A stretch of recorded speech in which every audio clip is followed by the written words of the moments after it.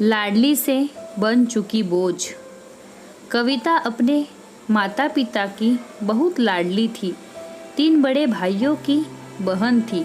कोई भी चीज़ मांगने पर उसे वक्त सामने हाजिर हो जाती। पूरे घर में रौब था उसका।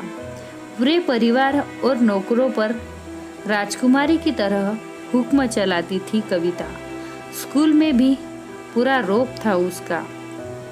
बड़े घर की लाडली जो थी वह, ऐसे ही उसने कॉलेज में दाखिला किया। उसके ठाट बाट बड़ी गाड़ी में आना जाना, हर दिन नया फैशन देखकर हर कोई उससे दोस्ती करना चाहता था। थोड़े ही दिनों में उसके बहुत से दोस्त बन गए। पूरे कॉलेज में उसकी अपनी ही एक पहचान थी। इन दिनों उसके घर एक रिश्ता आया। खानदानी लोग थे और पापा की पुरानी जान पहचान थी उनके साथ। कविता के साथ कोई ज़बरदस्ती नहीं थी, पर कविता ने फिर भी हाँ कर दी, क्योंकि वह अपने परिवार से बहुत प्यार करती थी। वह जानती थी कि वह लोग उसका अच्छा ही सोचेंगे।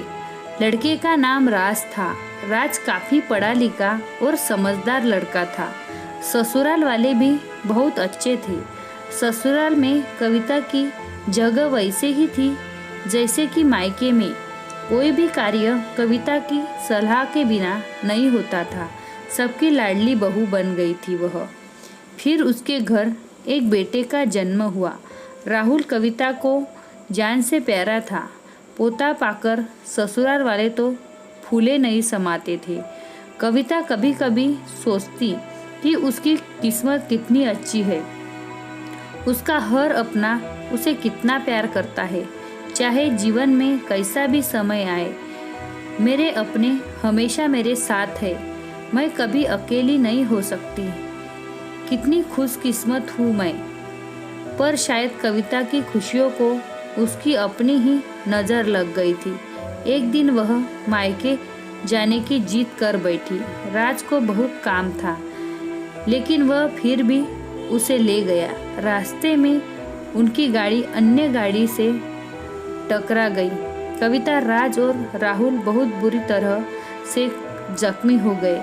काफ़ी दिनों के इलाज के बाद राज और राहुल तो ठीक हो गए, लेकिन कविता पूरी तरह ठीक ना हो सकी। सर पर चोट लगने के कारण वह अपनी आंखों की रोशनी खो बैठी। अब कविता की किस्मत जैसे उल्टे पांव चलने लगी। मायके वाले कुछ दिनों तक उसे मिलने आते रहे, फिर कभी कभार फोन ही करते, पूछ लेते कि अब कैसी हो। धीरे धीरे ये सिलसिला भी कम हो गया। ससुराल वालों की सहानुभूति भी कम होने लगी। घर में किसी को पास बैठने के लिए कहती तो जवाब मिलता, बहुत काम है, अब तुम भी हाथ नहीं बटा सकती। राज भी चिड़चिड़ा हो गया था। बस राहुल ही था उसके साथ, जिसके साथ हंसने खेलते उसका वक्त गुजरता। एक दिन कविता के हाथ से कुछ सामान गिर गया, जिसकी वजह से राहुल को हल्की सी चोट लग गई। कविता के सास ससुर ने राहुल को उससे अलग कर दिया कि कहीं उसके ना देखने की वजह से बच्चे का कोई नुकसान ना हो जाए। कविता अंदर से टूट चुकी थी।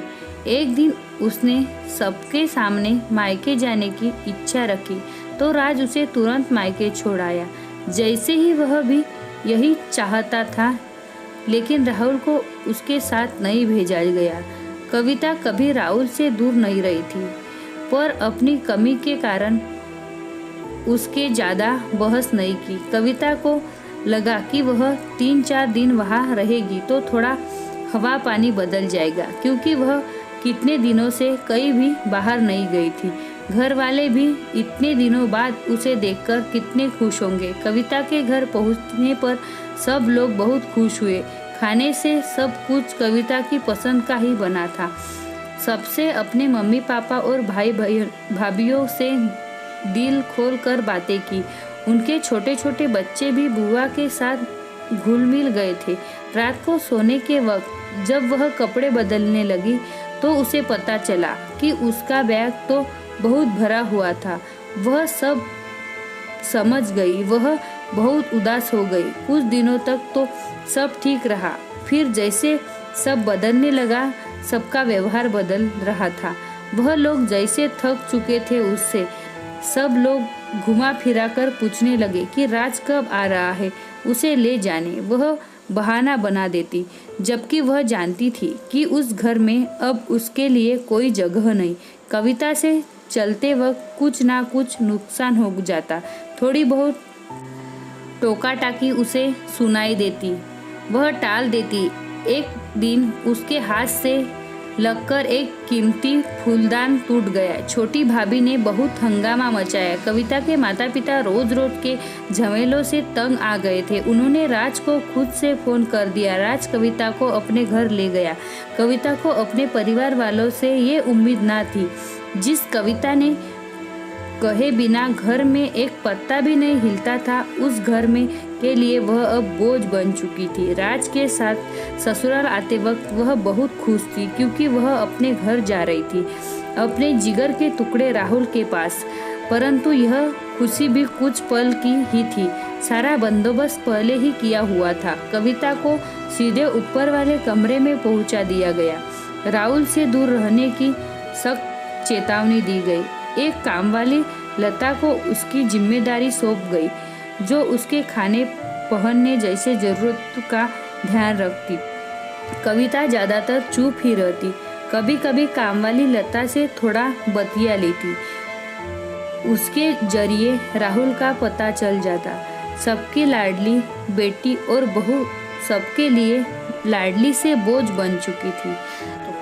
दोस्तों, आपको ये कहानी पसंद लगी, वीडियो को लाइक करते, चैनल को सब्सक्राइब करो। Thank you.